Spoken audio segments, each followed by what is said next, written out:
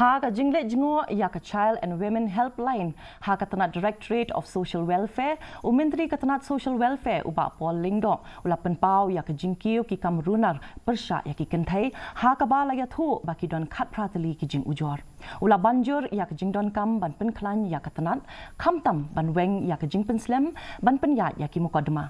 Kijing temu kidang ya caprang ban penyaso ya karukom ai jingtep jongkani Tnad bat ka sekretariat na ka benta ban pej benia ya kijing tep ha kapor ka babiang bat ki kam pen bej kam kloy ha usnam arpo ka kai pot lingba ka Women and Child Care Control Room kala penpau ba ki don hadu nrupo teli kijing ujor halor ka jing sha thombor ha ki long yeng long sem ka ba penpau ya kijing don kam jong ki rukom ai jing kersan bapura ka jing temu jong ki lat ai jing erap jong gejela kilong ban pentikna na ka benta ban weng ya ki jing e ka ba penpau ya ka jing shimkhia jong ka sarkar jela ban ai jing da what happening ka jing ki jing e hapo kari.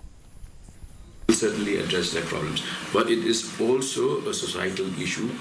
where our mindset tends to be that you push things under the carpet, and when that happens we are helpless. Therefore we would encourage, because we have the women organizations in all